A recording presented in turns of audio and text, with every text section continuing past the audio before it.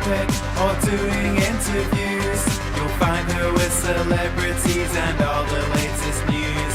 She's here, she's there, she's everywhere, she's always on the go. So sit back, relax and get ready. This is the Corey Taylor Talks Show.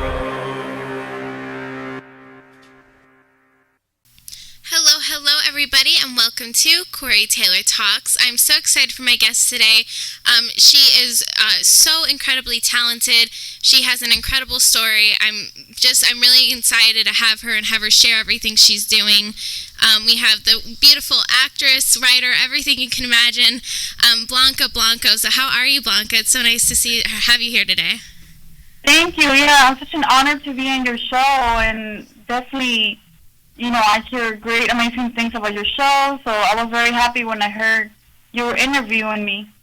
Oh, it's such an honor to have you on. I think you're just incredibly talented, and I'm so excited about your book, and we will get into everything because you have such a powerful, incredible story that I think so many people can learn from, and it's just really, I'm so excited to have you on, and so why don't we get right into it. I think the main thing I want to speak about is your book, because that kind of covers your whole life in a way.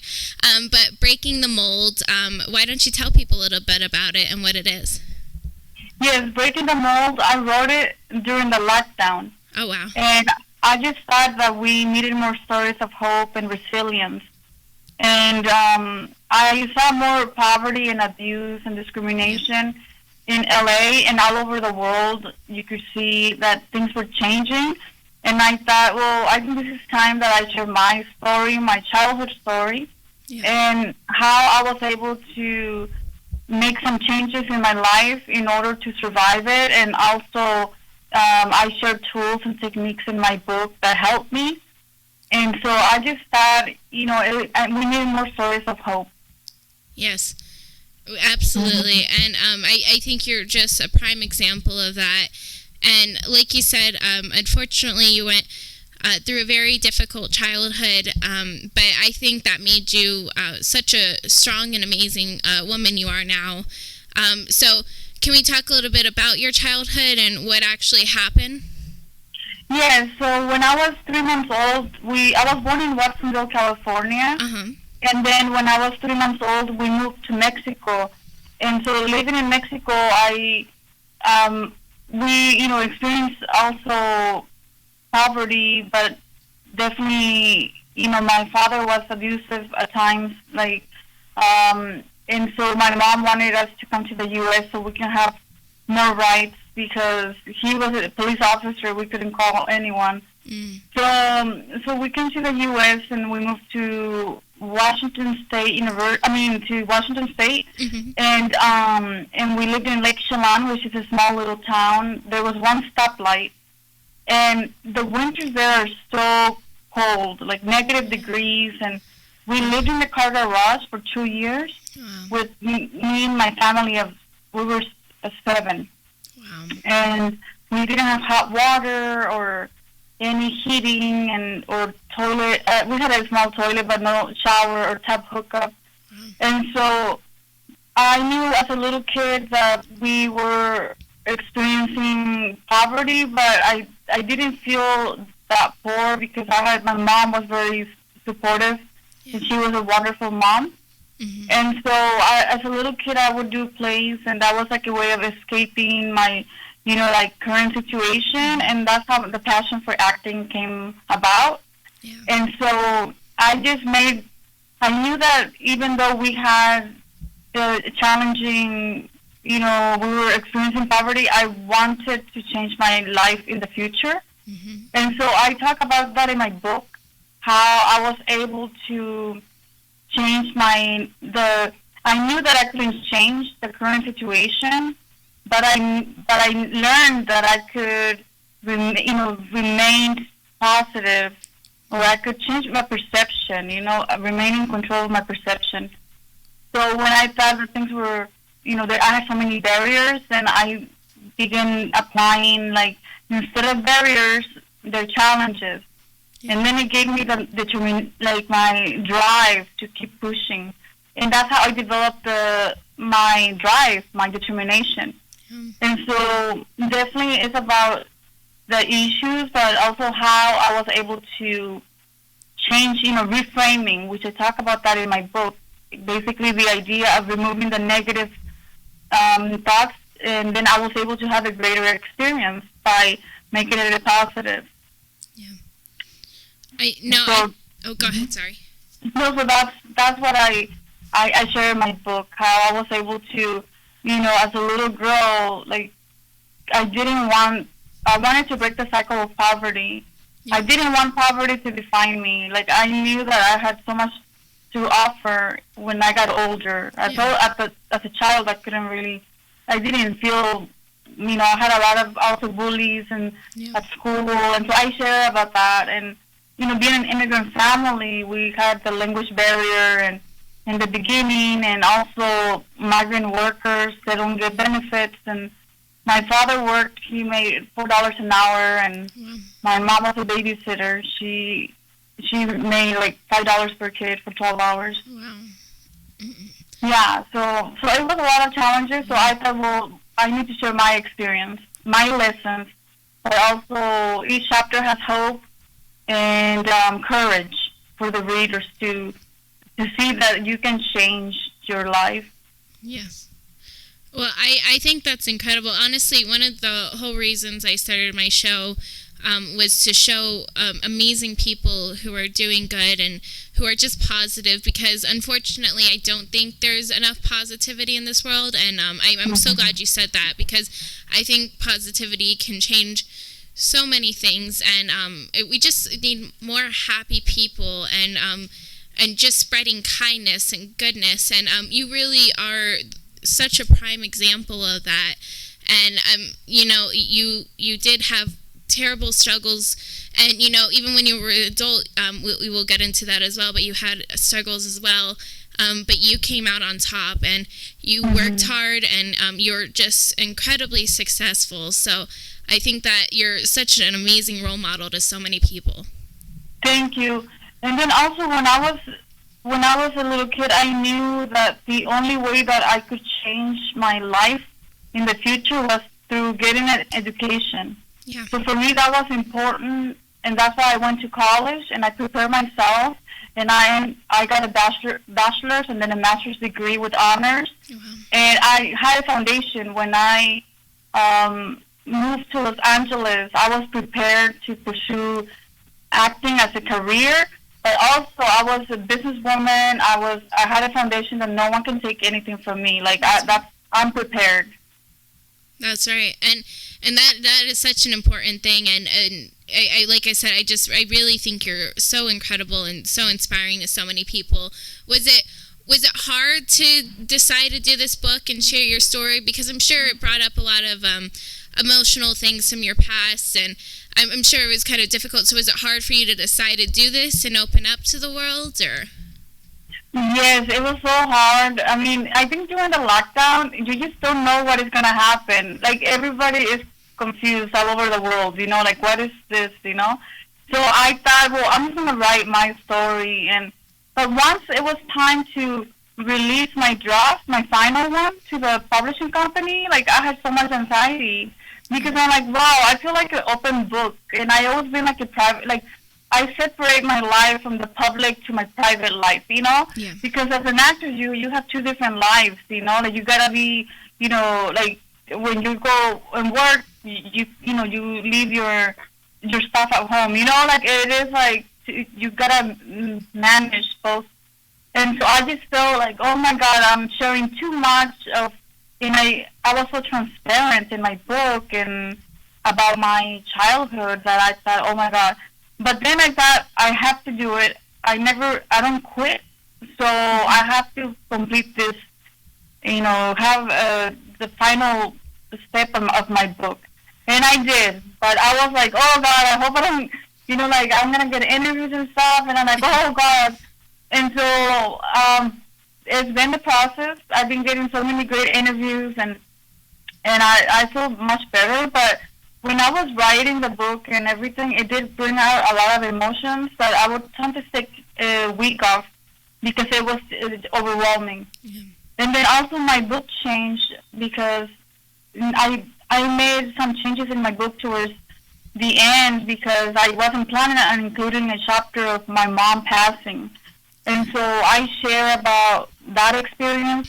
She went through hospice and how I was able to help her, and also the grief and loss, like the steps that I was able to take to help me, and still to, I just thought I would share with anyone that is experiencing a loss or someone that is, terminal, that to be able to, maybe they could read it and learn a couple things about things that I didn't know, like when someone is, super sick. And so I just, definitely I grew so much, but I read her the book just before she passed away. And she was very happy because she was involved in the process. Like, I would send her the chapters, and she was very proud. Mm-hmm. Yeah, first of all, I'm very sorry for your loss, but I think that is so powerful that you were able to put such a very horrible, fresh, new thing that just occurred to you into your book and share that. But I think, like you said, a lot of people can learn from it because it's something terrible that people do not want to talk about, don't want to think about. But unfortunately, it's a part of life, and everyone, unfortunately, like I said, your life is going to end one day, and you're going to have to deal with death. And I think that's amazing that you put that in there, so people that experience it now, experience it later, they'll have some guidance. So I think that's really special of you to share that, and such an emotional thing that just occurred. Mm-hmm. Yeah, definitely. We don't have instructions. So right. We only have one mother and one father. Well, like I do, Right. So like just to know that the emotion is new. Yeah. Like we go through life with experiencing different emotions, but like that for me losing my mother, that was like the deepest emotion I had. Yeah, and and on top of it too, for you, during the pandemic, especially at the beginning, it was so incredibly scary. And like you said, we had no idea what tomorrow would bring. And for you to write this book during it and find something productive and like so raw and so emotional, but so special that will change a lot of lives and really make people think and learn through your experiences, I think that is so admirable. And I just applaud you so much. And you're so smart and talented, and I think it's just incredible everything you're doing. Thank you. Well, definitely, I just feel that my book, sharing my traumatic experiences, is like, that shaped me, who I am. I'm a person that has I have a unstoppable drive. I don't give up easily. Yeah. I keep going even if I have challenges. And so definitely I wanted to include that in my book about, how traumatic experiences really shape you. Mm-hmm. And also, if it wasn't for my traumatic experiences, I wouldn't have known how much more resilience I was or how much determination I had, because it's all the skills that you learn from experiences. Mm-hmm. And that for me, it's, it's like looking at it in a positive way. That's right. And so, did you always want to be a writer, or have you been doing that for a long time, or was this just something because of the pandemic that you decided to write, or has this been a thought process for a while? Well, when I was a child, I would do journals every year. Okay. And I wanted to make a book when I got older, but just for fun, not for a career. And so when the pandemic happened, by then I didn't have any of my journals, only one, because in 2018 I lost my house in the Malibu fire. Yes. And I left my books there, my journals. But I did have one journal, and then I was just during the lockdown, I was watching a few Netflix, and I'm like, we need more content, about real life, humanity, and the struggles, and also how to empower people. So then I just pretty much went into my office, and I just started typing random stuff, and then I just put together an outline, and I thought I'm gonna pitch this to the publishing company, and I did, and I just started typing it, and I wanted it to be on Barnes and Noble, my first book. So it's a Barnes and Noble right now, and so it definitely is something that it's like I feel it happened. It was like the right timing, you know? Yeah. Oh, I think timing is everything. And so you're saying, so you were watching Netflix. So are you wanting to make this into maybe a show or a movie or a limited series? Or were you planning on doing that and making your life story that? Or Yes, that's my objective. So I'm reaching out to some producers and some studios right now. I'm trying to make it into a movie or a series. I think that we need more of these stories about immigrant families and struggles, and also living the American dream, you know, like how I was able to get an education, you know, as an immigrant family coming here, and you break a lot of the stereotypical views that people have about immigrant families. Yeah. Definitely, I just feel that it's a story that other children that are, you know, any children, I guess, but just like, you know, immigrant children, they could look at it and they could get some hope, you know? Oh, yeah. No, and you talk about that in your book as well. You had, like you said, of course, the immigration, which I'm sure was very difficult, and having to live in a garage, but also you unfortunately experienced a lot of racism, and you do talk about that in your book, which I think, once again, is another great thing that people can look for, and as horrible as it is, relate to, but show that you overcame all that, and you are just an incredible woman. Thank you. Yeah, definitely the discrimination and the prejudice that I experienced by some teachers, which I mentioned in Breaking the Mold, or bullying at school, kids throwing erasers at me because I was different, or rubber band to my hair, you know.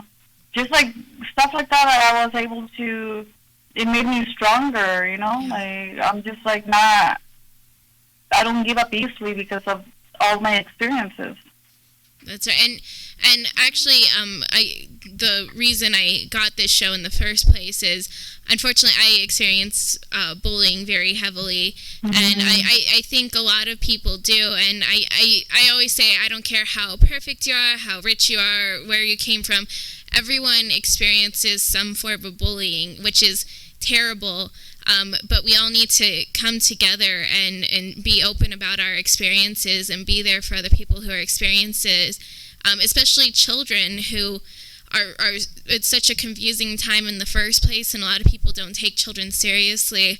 But it's such a terrible, terrible thing that's going on in this world, and people are taking their lives because of it. So for you to show that, but show that it made you a stronger person, is very important.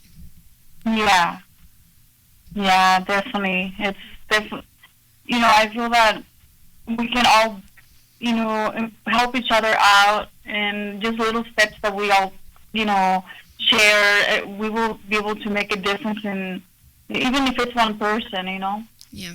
Because then that creates a domino effect. Absolutely. You know, like one person influence another one, and then it becomes a greater. Definitely. And so with your with the hopefully either movie or show or whatever comes of this book, do you want to act in it? Do you want to direct in it? Do you want, or both, or do you have, what are you your hopes for being part of it? Well, definitely I will not be the director, but I will be definitely in the movie or the show, and also I will be part of the producing, because I want to make sure that the story stays consistent. Absolutely.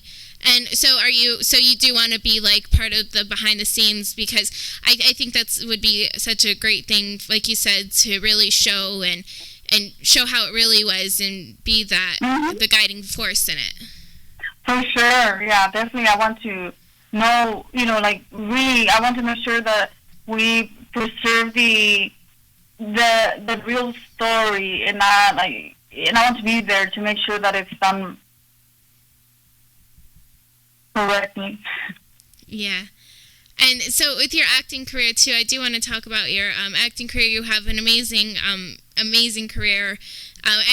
You're just done so many different things with your life, and I just think that is so inspiring, and it shows you are such a force to be reckoned with, because a lot of people are stuck in one place or feel like they can't do multiple things, and it's very difficult. But you have your degrees, you have your, like you said, your business, you write your book, and hopefully now a script and whatever to come, and you have an amazing acting career. Out of everything you do you think acting's your biggest passion? Oh yeah, definitely. Acting is my biggest passion. It's definitely something that it just completes me. Yeah. And also it's just, it doesn't feel like a job, It Right. just feels like I'm just doing something that it's like, wow, I can't believe I'm getting paid for this, Yeah. So it's a good, like, match for me. I feel that I want to do that for the rest of my life. And I know that it took me longer to come to Los Angeles because I was finishing my degrees, but that was the plan. Because some people have asked me, like, oh, so did you change your mind after you got your degree? I'm like, no, it's been always planned as a child. But I knew I needed to have a strong foundation and get my education to change my life. And that's what I was going to do. Yeah. Nothing was going to stop that. And I thought, once I'm done with my degrees, if it's meant to be that I move to Los Angeles, like, if the passion's still there, I'm going to do it. But even though I was going to graduate school and also just like my undergrad, I was taking classes as well, acting classes. I was doing short films. I was doing commercials. I was preparing, It's not like I was just like, okay, I'm done with this, now I'm going there next. Like I would do, like short films, for example, or commercials, and I just knew I really enjoyed the process of making a movie. And then I did a couple features just before I finished my master's, and I thought, yep, this is where I belong. So on a set, in front of the camera. That's it. And so when I moved here, I just knew that it was going to be, when you don't know anyone in the industry, it's just you with the dream. I had to do a lot of research, a lot of interviewing, but I prepared myself every day. I took steps to understand how it worked and what I needed to do. And so a lot of the times the industry is nepotism. Like, it's always who you know, your family. I had no one in the industry. It was just me. So that meant I had to, work extra hard and take action every day. That's right, and you did it, and you have a very successful career in that as well, and I really think you're incredible. And I want to talk about the fire too, because I know a lot of people have lost everything in that fire, and unfortunately many forest fires, and California has a lot of them over there. How was that experience? And I can't even imagine what you had to go through in rebuilding everything you worked for. And you had this beautiful house in Malibu, and it was taken by the fires. So how was it rebuilding everything you knew from that? Oh yeah, it was definitely scary when you're evacuating and you're trying to escape, trying to survive, getting through the fire. And in my book, I share how I actually went towards the fire instead of going the opposite way. Oh, wow. So I talk about my anxiety attack I experienced and how I got through it. And then after 2 hours, I saw my house burn down on TV. And I knew, but then I had hopes that maybe it was only one. So maybe like certain areas didn't burn, and so when finally they allowed us to go back, I was, obviously everything was gone. And but then I knew that I wasn't going to start from basics. I had experience, I had knowledge, and if I survive my childhood, I can survive this. So definitely I tried to use that, positive thinking also, and took steps to feel, comfortable with myself, with not having anything that I had worked so hard for. Yeah. And yeah, it's just like I've been very blessed, after the fire. It's just amazing. I mean, it's just like it seems like when something, one window closes, like so many doors open, Yeah. Absolutely. And a lot of people do go through very hard times, and especially I think during this pandemic, it's changed so many lives, and there's just a lot of struggle going on in this world. What is your biggest piece of advice for someone that's going through an extremely difficult time and maybe feels like it will never end? Or what's your biggest piece of advice out of everything you've gone through that can help someone get through a difficult time in their lives? Well, just remembering that challenges make us stronger, not weaker. Yeah. And also, being looking at yourself as a survivor, not a victim, because when you see yourself as a survivor, then you're able to, you feel more power, more determination to make changes.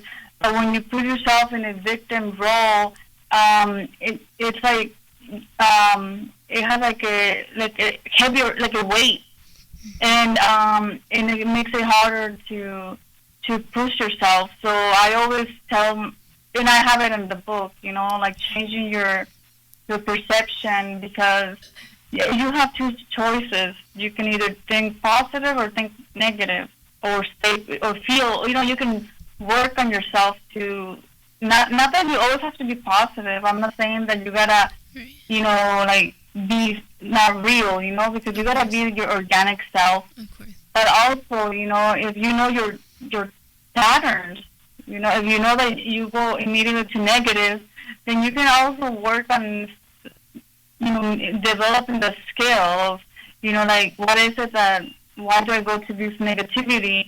Let me try this, Yeah. Because we're evolving as humans, and we're, learning new things every day, that it's just, the nature of how comfortable you want to be in your daily life. Yeah. I think that's so true, and such great advice. And I once again, I just think you're so incredible, and I want everyone to follow you and support you, and buy your book. So where can people follow you and just keep up to date with everything you're doing, and buy your book? Oh, yeah. So my book is at Barnes & Noble. Okay. And also you can order it through Amazon. Okay, cool. And so, yeah, and there's some bookstores here in Los Angeles, but I think it's just easier for people just to go online and buy it at Barnes & Noble or Amazon. Right. And then, they can follow me on Instagram, Blanca Blanco Actress. And I'm posting every time about my book. And it was best-selling last week, my book. So I was happy to see that. That's incredible. Good. I'm so glad, and I'm sure it will be such a giant success, because especially as word gets around more, I'm sure people will just absolutely love it and want to support you and can learn so much from you. Thank you. That means a lot, because I just wanted to, I wasn't sure. I knew that it was important, but I've been getting so much great reviews and feedback from people, and just people message me on my social medias about how they were touched by the story, and how they got empowered by writing their own book or sharing their experience. And I'm like, wow, I didn't think that was gonna happen. I want to help people, but not a bunch of people at once getting back to me, I'm like, wow. Yeah. I'm so glad that so they're able to see something that they could maybe use, Absolutely. No, I think that's amazing, and I'm so glad that you've been so successful, and I can't thank you enough for being on. I just think you're incredible, and I just hope this book spreads like wildfire, and you get your show or series or whatever is to come. I think it will be such a big success, and like you said, we need new, fresh content, and it's such an inspiring and positive story that a lot of people can learn from. So I'm so excited for you. Thank you so much. You're so sweet. And I thank you so much, and I can't wait. And whenever you get your show, I'd love to have you back on and we can talk about it. Oh yeah, definitely. I'm gonna keep in touch with you, and I will follow you on Instagram. Do you have Instagram? Yes, I do. I'll follow you, and yeah. Oh, great. Okay. Perfect. Yeah. Perfect. Thank you so much. Thank you. And we will talk to you later. I'm so happy for you. Thank you for being on. Thank you. Bye. Bye. Thank you. Thank you guys so much for watching. Please go check her out, support her book, and just listen, learn to everything she's doing. I'm so excited for her and can't wait to see what she has next to come. Thank you guys so much for watching. Remember, never give up, always believe, and you will achieve. Thank you and God bless.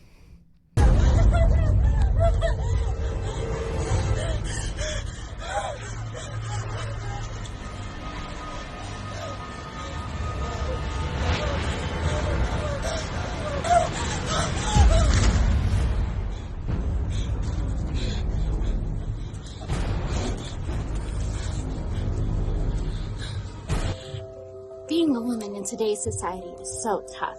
The world is filled with idiots who can't take the answer no. I used to carry around a keychain full of mace, alarms, and tons of different weapons. But now, thanks to Scream Queen Beauty's press-on nails, all I need are these bad boys.